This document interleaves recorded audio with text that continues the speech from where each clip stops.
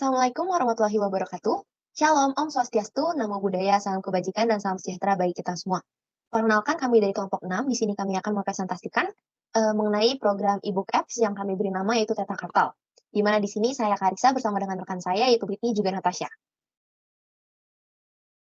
Oke, di sini sebelum kami demo programnya, di sini ada ketentuan-ketentuan yang sudah kami kerjakan juga, ada operator-operatornya. Di sini ada inheritance, di mana inheritance sendiri merupakan mekanisme di mana sebuah kelas dapat mewarisi properti atau metode dari kelas lain. Atau konsep pewarisan ini dibagi menjadi dua kelas, yaitu ada parent atau superclass dan juga ada child, yaitu subclass, yang di mana parent merupakan kelas yang memiliki properti dan metode yang dapat diwarisi ke subclassnya. Juga child merupakan kelas yang mewarisi properti tersebut.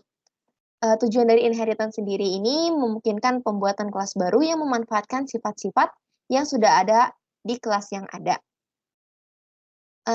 Untuk pembuatan kelas turunan dari kelas dasar ini, biasanya kita menggunakan kata kunci yaitu extends. Pada program kami, inheritance ini terjadi dalam kelas deskripsi buku, yang dimana deskripsi buku ini extends atau mewarisi sifat-sifat dari kelas menu pembelian.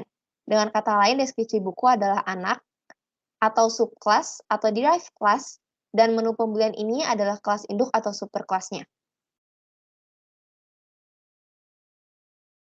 Kemudian ada juga polimorfisme, yang dimana merupakan konsep dalam pemrograman berorientasi objek, di mana objek dari kelas tertentu dapat digunakan sebagai objek dari kelas lain melalui pewarisan atau interface.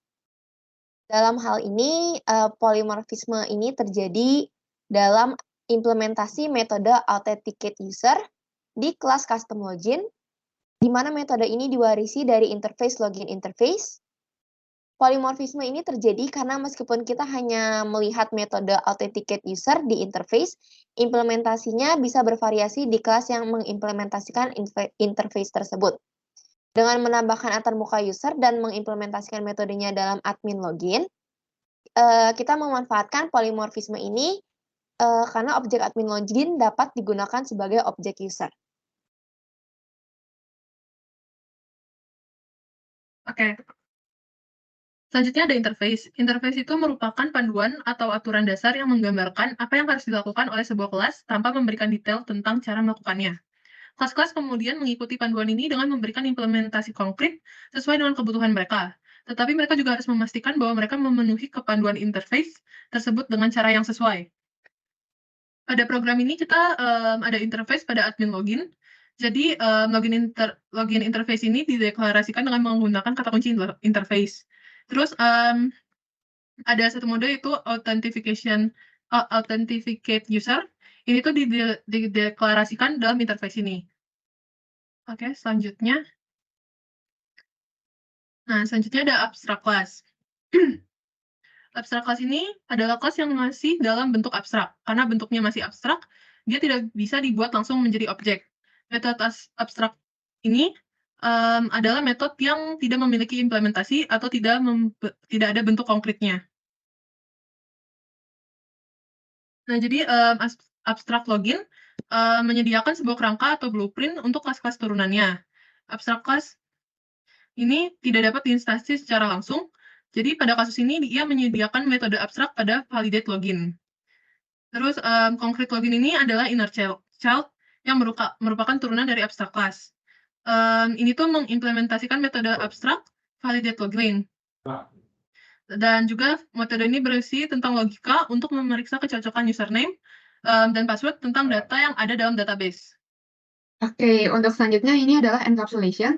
Jadi kalau untuk encapsulation ini juga salah satu prinsip dasar dalam object-oriented programming yang tujuannya ini untuk membungkus data dalam satu unit untuk menjaga suatu proses program agar tidak dapat diakses secara sembarangan oleh program lain dan menjaga kebutuhan program agar dapat diakses sewaktu-waktu. Nah, next.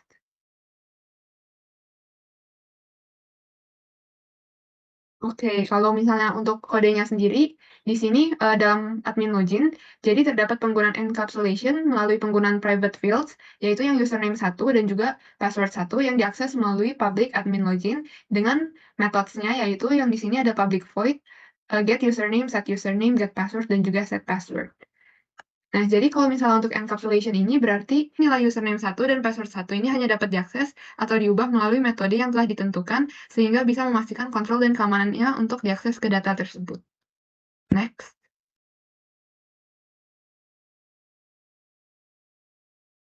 Nah, selanjutnya yaitu exception handling. Jadi, exception handling ini adalah prinsip yang diperlukan dalam menangani error yang terjadi saat runtime atau programnya berjalan. Jadi, exception handling ini buat pastiin bahwa program ini tetap akan berjalan meskipun terdapat kesalahan yang terjadi. Nah, secara umumnya kalau exception handling ini menggunakan keyword try dan catch. Boleh next? Nah, kalau untuk block try ini adalah blok di mana kode yang dapat menyebabkan exception ditempatkan pada kasus ini, jadi eksekusi SQL query-nya ini berada di dalam blok ini. Sedangkan kalau untuk block catch, yaitu exception ini, jika ada exception yang terjadi di dalam block try, programnya ini akan melompat ke block catch tersebut untuk menangani exception-nya.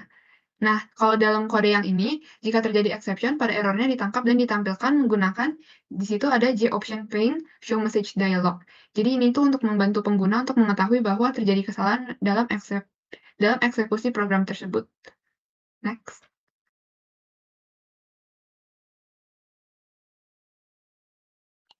Oke, ini merupakan database MySQL kami. Mungkin kami langsung saja pada demo program, sekaligus nanti kami jelaskan database-nya.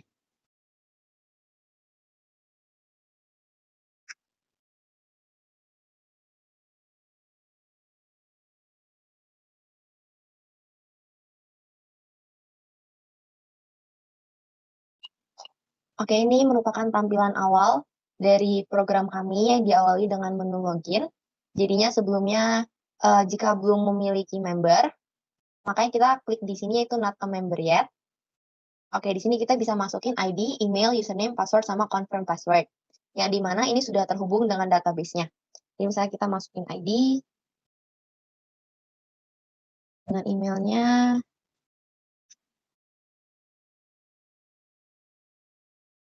lalu username-nya misalnya Karisa, password-nya 1-5, kita confirm password lagi, kita simpan. Oke, di sini data berhasil disimpan, akan langsung lanjut ke menu login. Di sini bisa kita periksa dulu ke dalam database-nya apakah sudah benar-benar disimpan atau belum. Di sini pada database kami ada table login.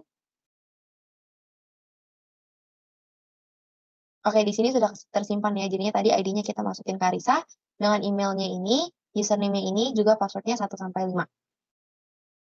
Dengan begitu kita baru bisa login dengan username-nya Karisa dan password-nya 12345. Kita login.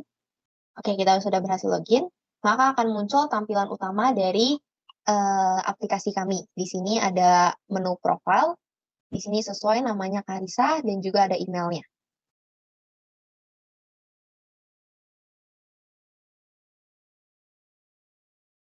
Selanjutnya, kita juga dapat memilih buku pada menu ini, menu utama. Misalnya kita memilih buku yang pertama.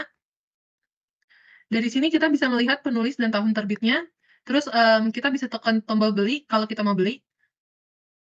Di sini ada harga buku dan pilihan pembayarannya. Kita misalnya milih mau pakai Dana. Nah, kita beli. Oke, pembayaran berhasil, berarti kita bisa membaca. Ini merupakan invoice dari buku tersebut, pembeliannya. Sekarang selanjutnya kita akan mencoba untuk yang di bagian adminnya.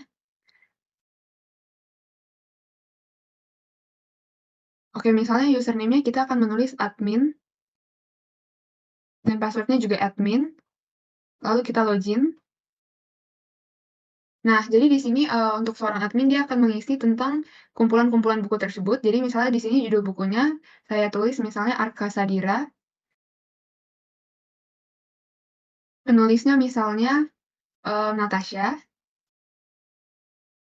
Tahun terbitnya misalnya 2021. Dan harganya misalnya 95.000. Nah, di sini juga kita ada tombol yang untuk tambahkan, bersihkan, hapus, atau keluarkan. Jadi kita coba dulu dari yang paling pertama yaitu kita tambahkan.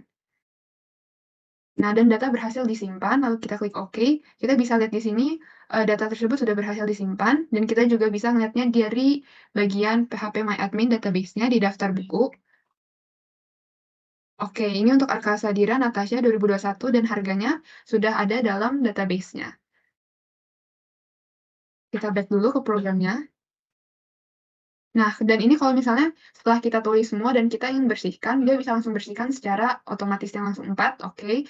Nah, selanjutnya coba kita tambahkan satu lagi di sini, misalnya judul bukunya yaitu Dear J.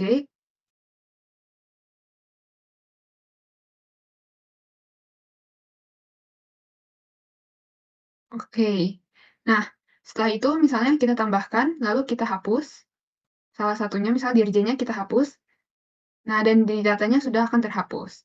Lalu kalau misalkan kita bersihkan, nah dan di sini kita akan coba untuk keluar back lagi untuk ke menunya. Oke. Nah, dan itu adalah presentasi dari kami. Mohon maaf apabila ada kesalahan. Terima kasih.